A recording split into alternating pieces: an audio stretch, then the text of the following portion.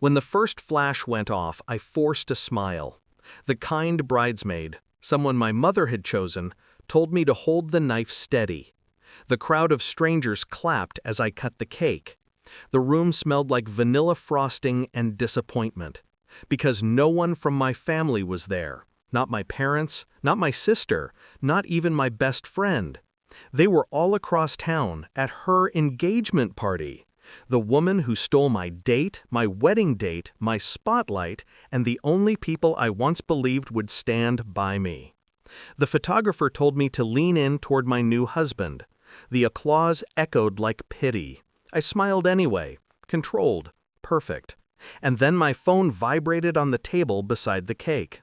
Once, twice, then again. When I glanced at the screen, the first message appeared, "Mom, we need to talk now." Then 36 missed calls. The air left my lungs.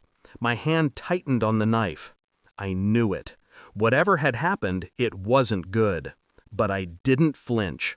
I slipped the phone back into my clutch and kept smiling for the camera, because revenge tastes better when it's served with frosting. A year ago, my sister, Ella, called me crying. She said she couldn't afford rent. She said her boyfriend had left her. She said she was sorry for the way she used to treat me, how she'd mocked me for being the plain one.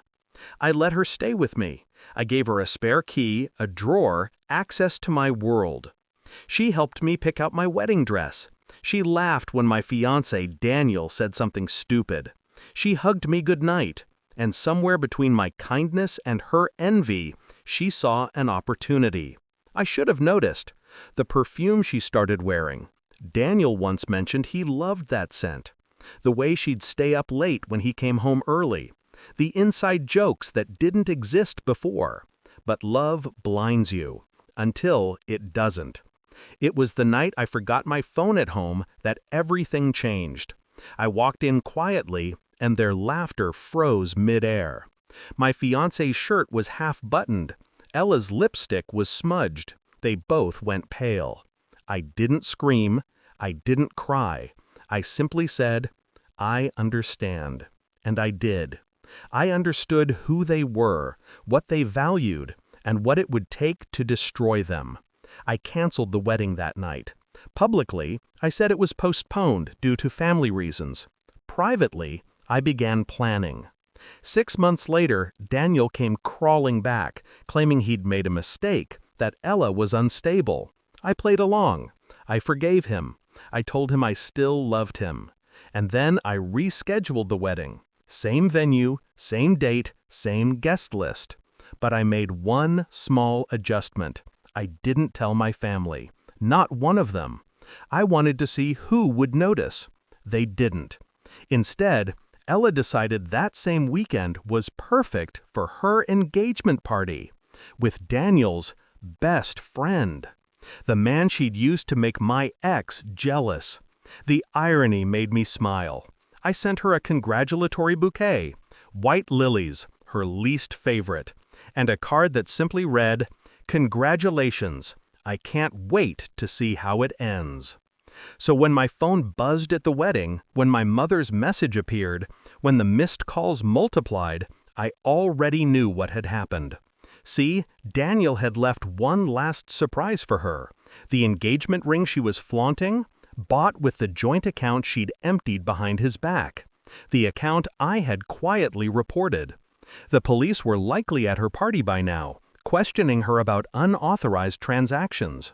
Because that account was under my name. The transfers traced straight to her. The digital trail clean and deliberate. I'd waited a year to make sure it couldn't be undone. When my husband, my new husband, squeezed my hand, I looked at him and smiled.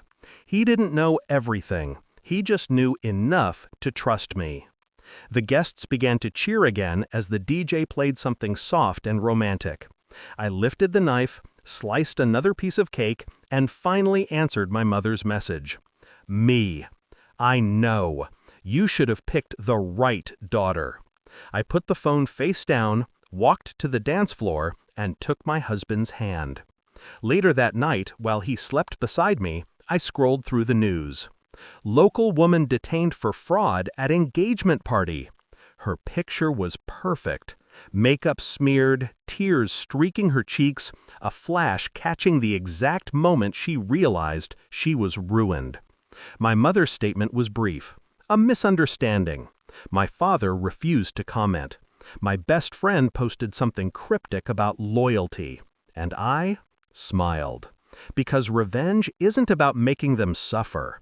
It's about making them see what they lost when they betrayed you. The silence from my family was louder than any apology. The distance, colder than any punishment. They'd taught me to be invisible. I taught them what happens when you stop being. 99 missed calls later, I finally turned off my phone. The room was quiet. My husband stirred, murmuring my name. I whispered back,